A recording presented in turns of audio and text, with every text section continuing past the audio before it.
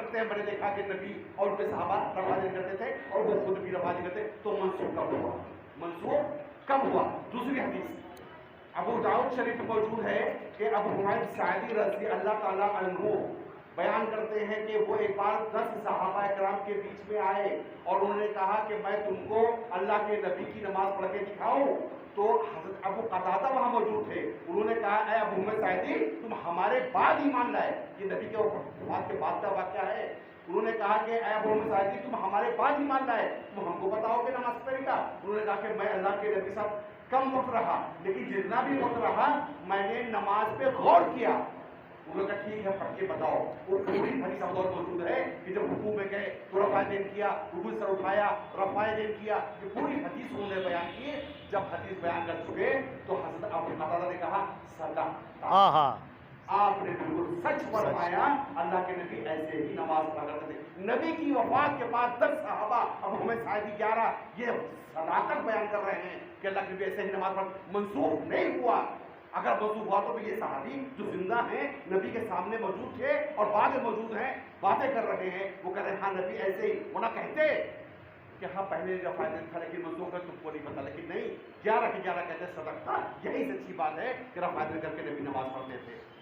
شیخ ایک اور جواب دے دیجیے، یہ بہت اچھا ہے، آپ کا ٹاپک ہے، دیکھیے 20 رکعت تراویح کے اوپر دیکھیے گا، نہیں میں سوال پڑھ دیتا ہوں، کیا 20 رکعت تراویح پڑھنے کا حکم حضرت عمر رضی اللہ تعالیٰ عنہ نے دیا تھا یا 8 رکعت؟ دیکھیے کیا 20 رکعت تراویح پڑھنے کا حکم حضرت عمر رضی اللہ عنہ نے دیا تھا یا 8 رکعت؟ پہلی چیز تو یہ ہے کہ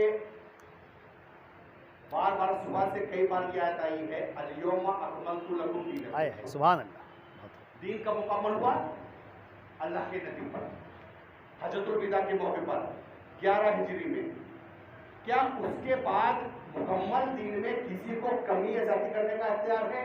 کسی صحابی کو، کسی خلیفہ کو، کسی امام کو؟ نہیں، ٹھیک ہے نا؟ تو پہلے تو سوال یہ ہونا چاہیے کہ ہمارے نبی جن کو ہم کو فالو کرنا ہے انہوں نے کتنی پڑھی، 8 یا 20؟ اگر سوال یہ ہونا چاہیے نا، کیونکہ ہم کس کو فالو کریں گے؟ مان لیے اگر عمر نے پڑھی ہوتی رضی اللہ عنہ نے تو کیا ہم 20 پڑھ لگیں گے؟ نبی کی بات کو چھوڑ دیں گے؟ نبی نے 8 پڑھی پوری زندگی، اور اس کی ایک ایک حدیثیں موجود ہیں، اگر کسی کو چاہیے ہوگا تو میں واٹس ایپ پر اس کی درجے بھیج دوں گا۔ رہی بات حضرت عمر فاروق رضی اللہ عنہ کی، تو موطا امام مالک میں 2 حدیثیں موجود ہیں، ایک حدیث پہلے جو موجود ہے اس میں موجود ہے کہ صحابہ رسول کا نام ہے بولنا محمد دھیان نہیں دے، کہاں پر موطا امام مالک میں؟ موطا امام مالک میں 2 حدیث میں 8 رکعت کا ذکر، مالک ابن حویرث ہیں، یزید صاحب بن یزید، صاحب ابن یزید، صاحب ابن یزید ہیں، صاحب بن یزید رضی اللہ تعالیٰ عنہ سے موجود ہے موطا امام مالک میں حدیث کہ وہ فرماتے ہیں کہ حضرت عمر فاروق رضی اللہ تعالیٰ عنہ نے تمیمداری اور ابی بن کعب رضی اللہ تعالیٰ عنہ کو حکم دیا 8 رکعت میں وتر 11 رکعت کا ذکر ہے، یہ 11 رکعت پڑھنے کا وتر کے ساتھ، یعنی 8 رکعت میں وتر 11 رکعت پڑھنے کا حکم دیا، یہ موطا امام مالک میں صحیح حدیث موجود ہے۔ اسی کے بعد ٹھیک دوسری حدیث، یزید ابن رومان، یزید ابن رومان کہتے ہیں کہ عمر بن خطاب کے زمانے میں لوگ پڑھتے تھے 20 رکعت، یزید بن رومان کہتے ہیں کہ عمر بن خطاب کے زمانے میں لوگ پڑھتے تھے 20 رکعت۔ یزید بن رومان کون ہے؟ امام مالک کے زمانے کے، یعنی عمر بن خطاب کے زمانے کے نہیں ہیں، اور امام مالک جو ہیں وہ حضرت عمر فاروق کے بعد تقریباً 100 سال کے بعد کی بات بیان کر رہے ہیں۔ اب اگر کوئی 100 سال پہلے کی بات بیان کرے گا تو آپ جانتے ہیں حدیث کا اصول ہے کہ اس کو سند بیان کرنی پڑے گی، کہ میں نے سنا فلاں سے، انہوں نے سنا فلاں سے، اور انہوں نے کہا فلاں صحابی سے، اور وہ صحابی کہتے ہیں کہ عمر بن خطاب کے زمانے میں 20 رکعت پڑھی جاتی، تب یہ حدیث مانی جائے گی، یہ حدیث صحیح ہے۔ اور اگر کوئی شخص بیان کر رہا ہے اگلے زمانے 100 سال پہلے کی بات اور حدیث میں سند بیان نہیں کر رہا ہے تو ایسی حدیث کو کہا جاتا ہے کہ یہ مرسل روایت ہے، اور مرسل روایت ضعیف کے زمرے میں متصل کا اس پہ اتفاق ہے. تو جو 20 رکعت پڑھنے والی یزید بن رومان کی حدیث ہے یہ مرسل روایت ہے, یہ ضعیف روایت ہے, اور اسی کے ٹھیک اوپر جو صاحب یزید رضی اللہ عنہ کی روایت ہے اس میں ذکر موجود ہے کہ عمر بن خطاب نے حکم دیا تو ان دار النقاب کو کہ آپ لوگوں کو 8 رکعت میں وتر 11 پڑھائیں. تو جس میں حکم موجود ہے عمر بن خطاب کا وہ 8 رکعت وتر 11 ہے, اور جو یہ صاحب یزید کہتے ہیں کہ عمر بن خطاب کے زمانے میں پڑھی جاتی تھی 20 رکعت, تو اس کی کوئی سند موجود نہیں کی, وہ حدیث مرسل ہے, اس لیے یہ حدیث پر عمل نہیں ہوگا, عمل 8 رکعت میں ہوگا. جزاک اللہ. ایک اور جواب دے دیجیے, ایک اور دے دیجیے, ایک اور دے دیجیے, تب تک تھوڑا سکون گلا صحیح ہو جائے گا ہمارا. ارے شیخ یہ اچھا یہ جواب دے دیجیے, یہ شیخ دے دیجیے, پھر ہم ہیں نا, ہم تو جواب دیں گے, اس کا بھی جواب دے دیجیے. نہیں شیخ بہت نہیں اچھا جواب دے رہے ہیں نہیں بالکل جزاک اللہ, اللہ تعالیٰ آپ کو جزاک خیر. تو ظاہر سی بات ہے والد جب بتاتے تو میرے بات ذہن میں آئی کہ یہ 2 حدیثیں آپ لوگوں کے ذہن میں بیٹھی رہے گی تو لوگوں کو جواب دے سکیں گے. امام نے مجھے سورہ فاتحہ پڑھنا کیسا ہے, یہ سوال دیکھیں صلی اللہ علیہ وسلم. ہاں سبحان اللہ. کوئی نماز نہیں ہوتی جس میں سورہ فاتحہ نہ پڑھا جائے.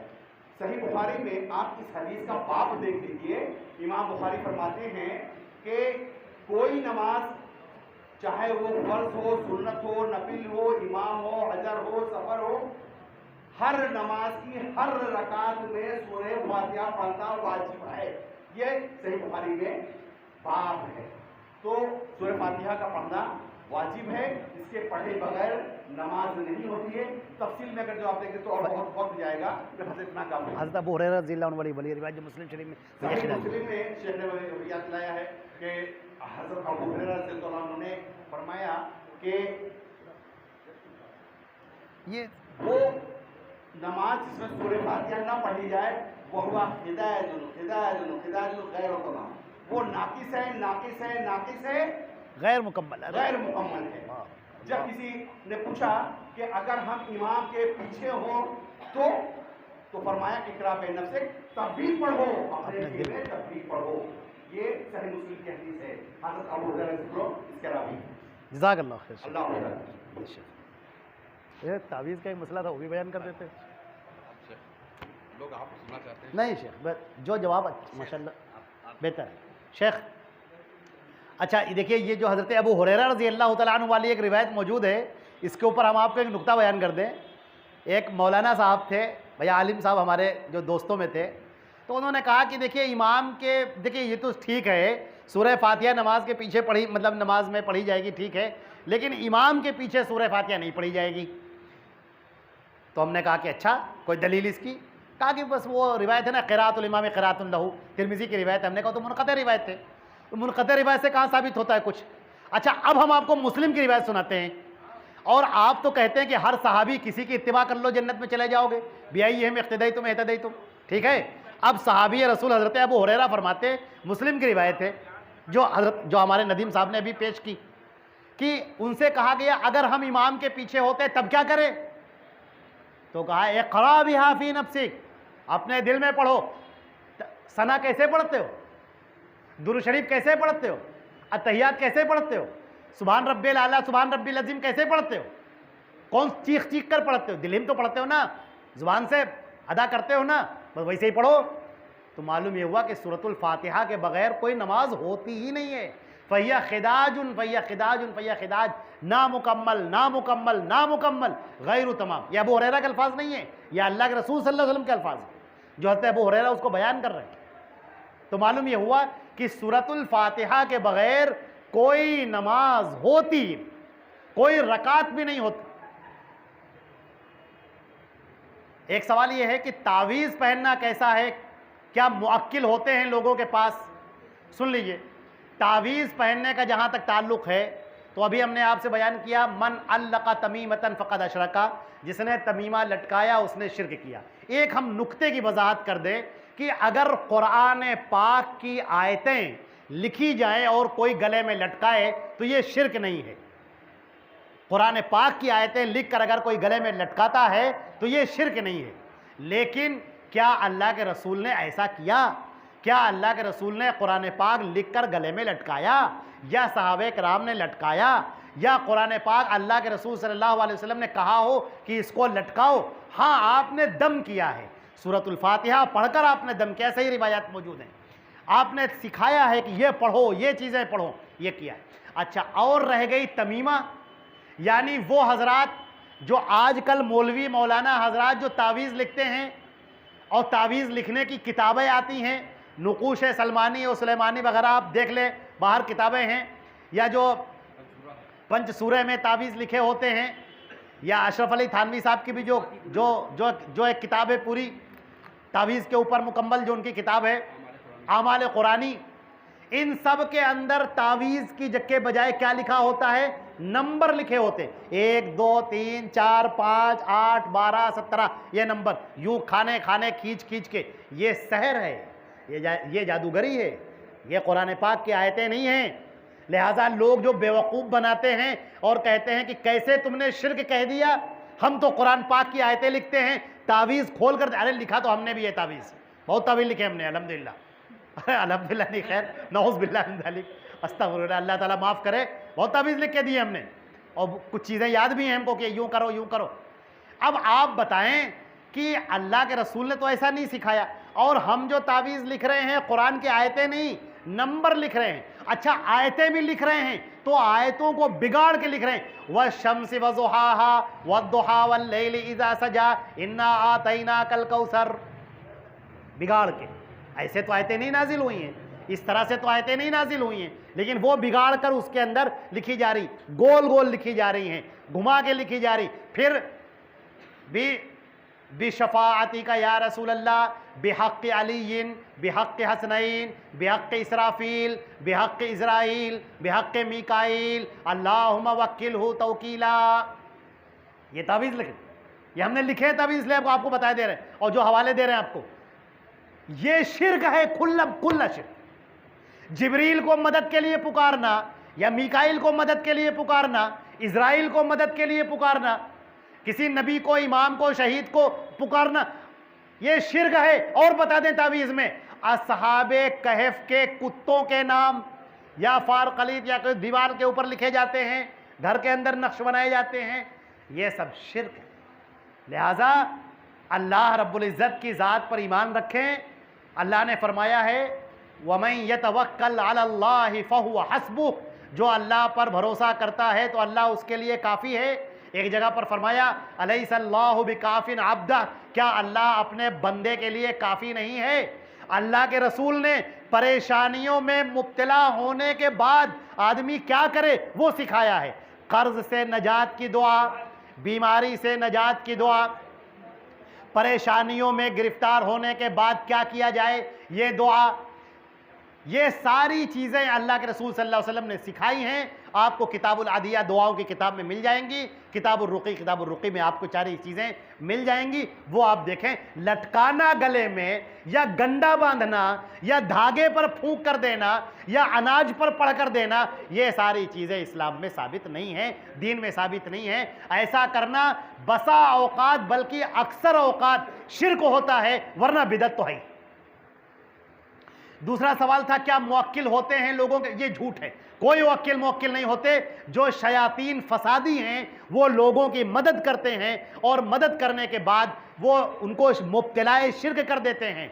جب وہ شرک میں مبتلا ہو جاتا ہے تو اس کو چھوڑ دیتے ہیں۔ مثال دیتے ہیں آپ کو، جیسے کسی عورت کے اوپر کوئی شیطان نے قبضہ کر لیا، اب دوسرا آدمی یا کوئی مولوی اس کے پاس پہنچا اور اس سے کہتا ہے کہ ایسا ہے کہ ہم تمہارے نام پر کچھ نظر و نیاز کرتے ہیں، کچھ چڑھاوا کرتے ہیں، 7 طرح کی مٹھائی، ایک عطر مجموعہ وہ رکھتے ہیں، اور سر پہ یہاں سے شروع کر کے یہاں تک 7 بار گھماتے ہیں، اور اس کے بعد اس کو چوراہے پر جا کر رکھ دیا جائے، کوئی کھا لے۔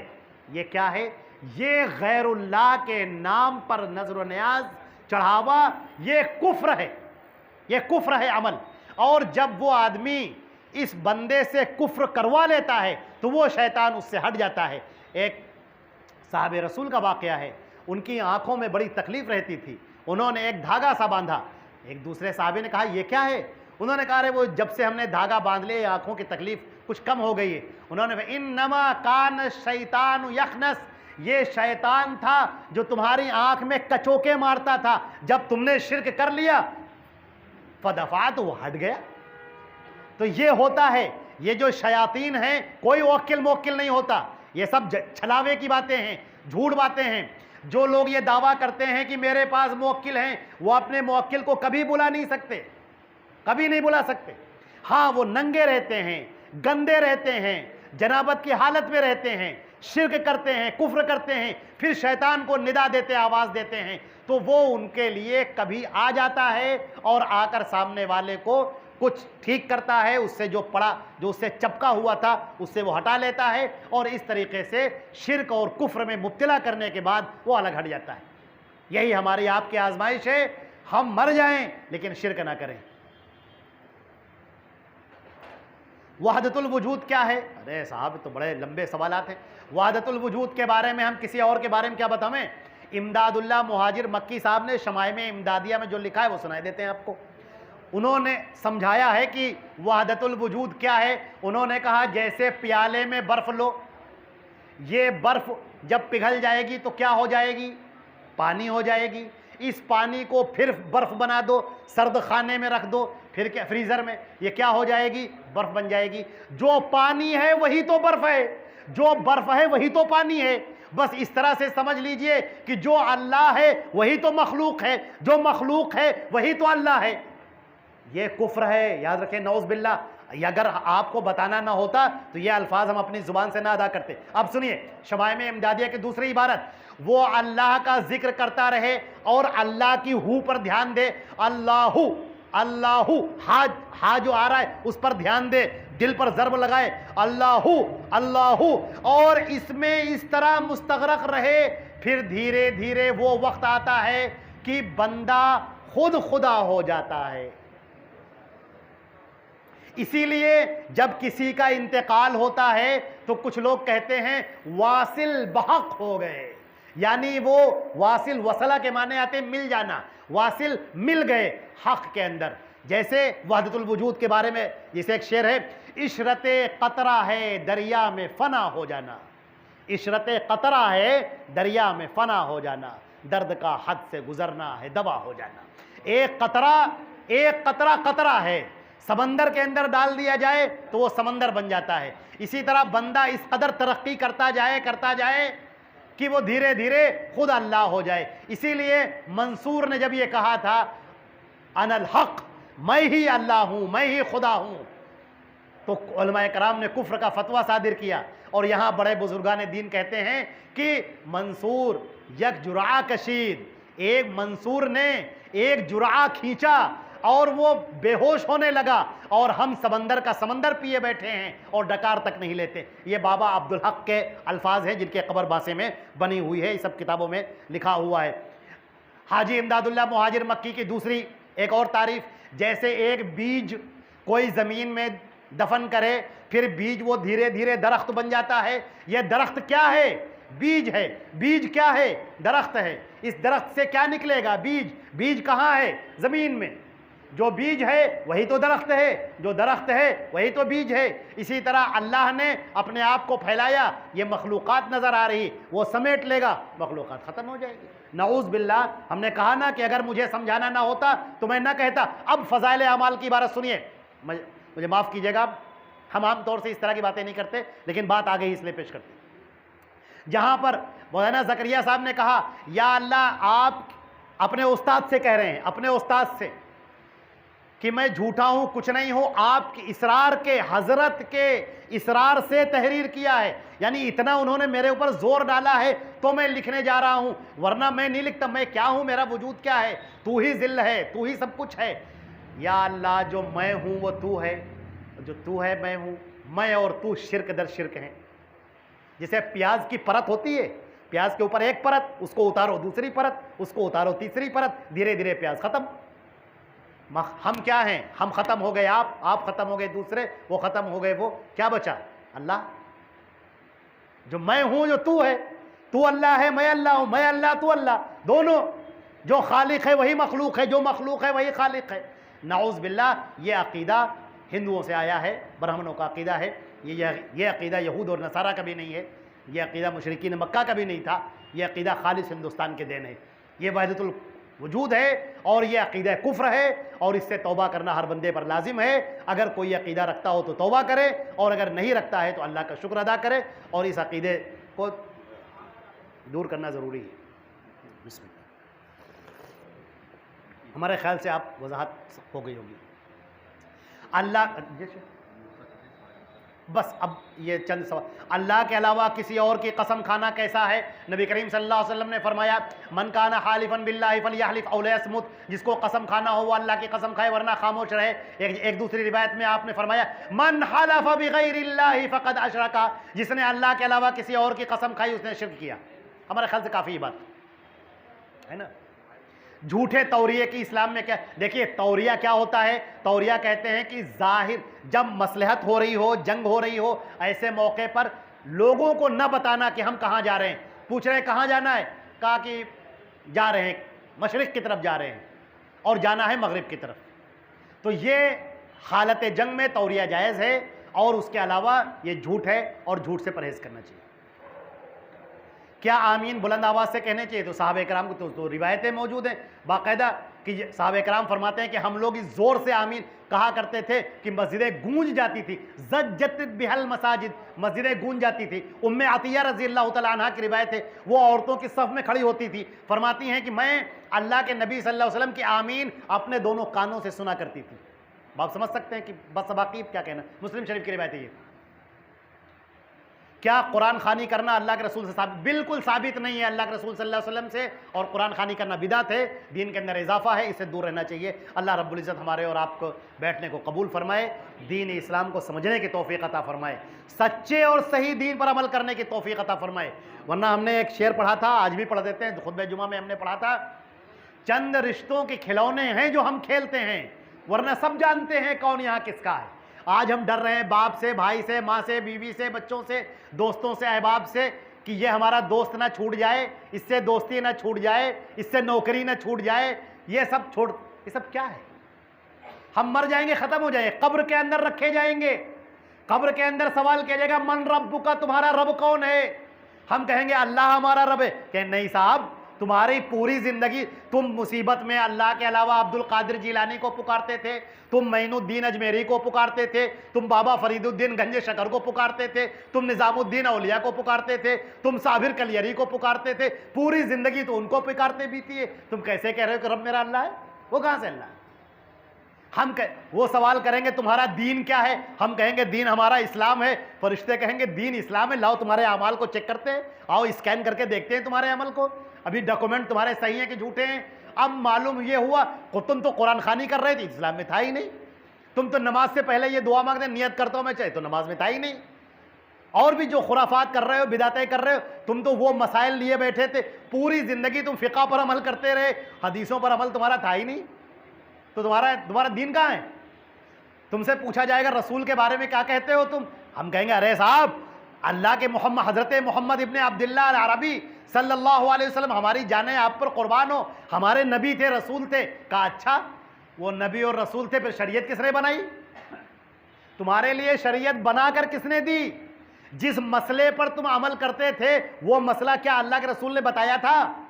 اگر اللہ کے رسول نے بتایا تھا تو ادھر آ جاؤ، اور اگر کسی اور نے بتایا تھا آپ کہیں یہ تو ہمارے امام نے سوچا، غور کیا، موٹی موٹی کتابیں پڑھی، پھر یہ استنباط کیا ہے، یہ اجتہاد کیا ہے، یہ مسئلہ نکال کر لائے ہیں، یہ سوچ کر لائے ہیں، تو پھر ادھر کھڑے ہو جاؤ کونے میں۔ حضرت محمد مصطفیٰ صلی اللہ علیہ وسلم کو تم نے رسول کہاں مانا؟ رسول تو وہ ہے جو شریعت کو لے کر آئے، اور تم نے تو شریعت کی کسی اور کی بنائی ہوئی شریعت پر تم نے عمل کیا ہے۔ اللہ رب العزت ہمیں اور آپ کو عمل کرنے کی توفیق عطا فرمائے، سچے دین پر عمل کرنے کی، سچے دین پر چلنے کی توفیق عطا فرمائے، اپنے فضل و کرم سے ہمارے اور آپ کے گناہوں کو معاف فرمائے۔ یا اللہ اپنے فضل و کرم سے ہمارے اس بیٹھنے کو قبول فرما لے، اس دین کے سننے کو قبول فرما لے، اتنی دور سے جو آئے ہوئے ہیں اس پر اجر مرتب فرما دے۔ یا اللہ جو لوگ یہاں پر بیٹھے ہوئے ہیں ان کے گھروں پر رحمت نازل فرما دے، یا اللہ ان کے اولاد میں دین عطا فرما دے، یا اللہ پورے گھر کو، پورے گھرانے کو دیندار بنا دے، یا اللہ اپنی پناہ میں لے لے، یا اللہ اپنی خاص رحمتیں عطا فرما دے، یا اللہ اپنی خاص رحمتیں لٹا دے، یا اللہ اپنے فضل و کرم سے ہم سب کی گناہوں کو معاف فرما دے اور ہم سب کو جنت الفردوس میں اکٹھا فرما دے۔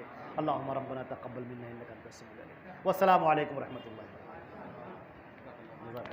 جزاک اللہ خیر، جزاک اللہ خیر۔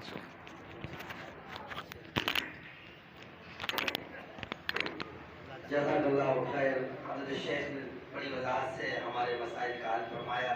اللہ آپ کو جزائے خیر عطا فرمائے، اور ہماری یہ جو پروگرام ہوا یہ اختتام پر ہے۔ اب نماز کی تیاری کریں، عشاء انشاءاللہ ہوگی، یہاں پر نماز پڑھ کے جائیں، جماعت ہوگی انشاءاللہ، وضو کر لیں اور فارغ ہو لیں۔ اوپر والے مندر پہ وضو کا انتظام کیا گیا ہے، تمام احباب سے گزارش ہے کہ اوپر جا کر جو ہے اپنی ضرورت سے فارغ ہوں اور انشاءاللہ نماز ادا کریں۔